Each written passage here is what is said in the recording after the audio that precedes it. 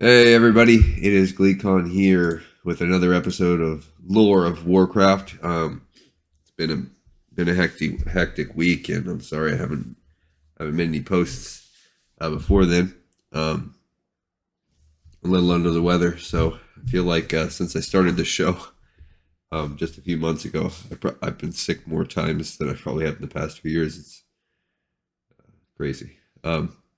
All right, so bear with me for my little congestion sounding, but we're going to start chapter 4, the largest chapter in this series, and the last one leading up to um, the end of the first Chronicles. I did take a peek at what's going on. It seems like Chronicles 2 is largely covering the events of the first two Warcraft games. And that, due to that, I think what we're going to do is we're going to overlap. We'll do some kind of ping pong back and forth. We'll do some Let's Plays in between the levels. We'll also do the book, the second Chronicle, the third Chronicle. I couldn't help myself. The third Chronicle seems to cover the majority of Warcraft 3. So we'll Let's Play during that. And the first 4 or 5 expansions, I think it goes through Cataclysm, I believe. So just some interesting stuff. But yeah, I think that's what we'll do. So once we finish the next 20 or 20 some odd episodes, then we'll start alternating Let's Plays in there. Excuse me. All right, here we go. We're starting chapter 4, A New World, now that everything's been sundered, as we saw in the last episode's map. This one's called Mount Hyjal and the World Tree. That was part of the Warcraft map since the original, but you couldn't play it until Cataclysm. This is 10,000 years before the Dark Portal. The Sundering had left the world broken. The Well of Eternity was gone, and so too was the once coveted source of the Night Elves' arcane power. Desperate for refuge, the surviving Night Elves fled northwest to Mount Hyjal, one of the few places on Azeroth untouched by the destruction. En route to Hyjal, Malfurion, Stormrage, and the other Night Elves concluded that arcane magic was not safe.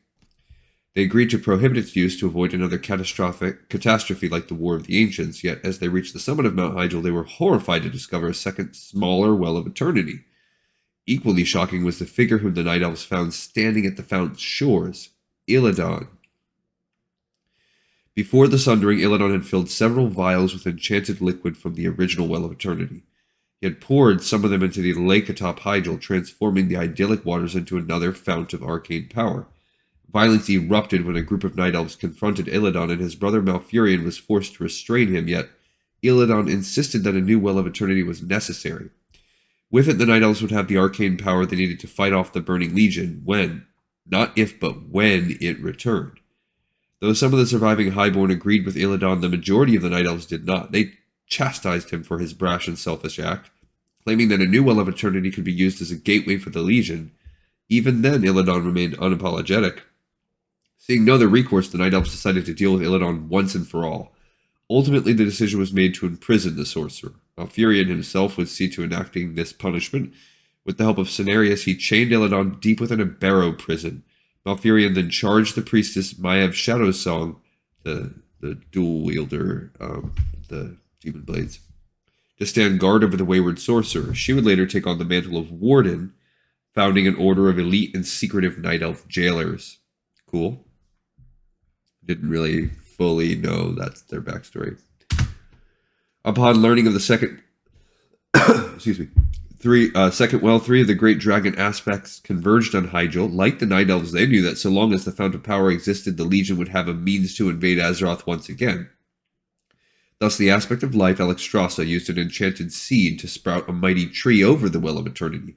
The tree's boughs soon towered over the lake, scraping the belly of the heavens. Its roots grew deep into the earth, spreading life-giving energies across the war-torn world. Thereafter, the great tree would act as a seal over the new Well of Eternity, preventing the Legion or anyone else from abusing its powers. Malfurion and the other Night Elves looked upon this colossal world tree and named it Nordrassil, meaning Crown of the Heavens. They vowed to keep itself safe and protect the Well of Eternity at any cost. To honor this decision, the dragon aspects agreed to bless the Night Elves so that they could perform their guardianship successfully. Alexstrasza infused Nordrassil with renewed strength and vitality, which would extend to the Night Elves. Yeah, that's probably why they're like immortal. The aspect of dreams, Ysera, then blessed the tree, binding it and all night elf druids to the emerald dream. Prior to this, Malfurion and his followers had wandered into Ysera's realm, but doing so required difficult meditation. The new enchantment placed on Nordrassil would allow these druids to journey into the dream whenever they so wished, which is why in Legion, I think that's their little base. Lastly, Nos Dormu, the aspect of time, wove his energies through the boughs and roots of Nordrassil, assuring that as long as the colossal tree stood, the night elves would possess immortality. With that, the aspects ventured back to their hidden lairs. Due to their enchantments, the second Well of Eternity would no longer act as a beacon to demons, nor could the Legion easily use it as a gateway into Azeroth. It would become a symbol of the Night Elves' connection to the natural world, a sacred monument that empowered their race with immunity to sickness, disease, and aging. So that's cool. We see how the Night Elves still have access to the Arcane. We see how Illidan was trapped and imprisoned away. We see how the Emerald Dream is attached to druids. We see how the Night Elves gain long-lasting life and immortality. And we see how the great life trees of world trees are formed. Although I don't know that we have. I know there's a second one, I believe. We'll have to find out how that one gets born and why later on, I'm guessing. So cool, we learned a lot in this one. A good start to the 4th chapter.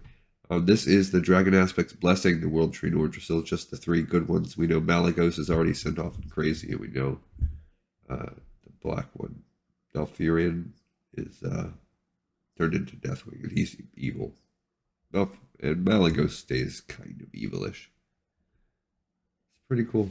We got Ysera right there in the mid-ground, Alexstrasza in the front, and in the back, Nos Dormu, who's cool. Cool. All right, guys. I look forward to the next episode of Lore of Warcraft. Thank you for bearing with me. I know probably sound like crap on this one. But I will see you guys soon. And I'm looking forward to continuing our journey. See ya.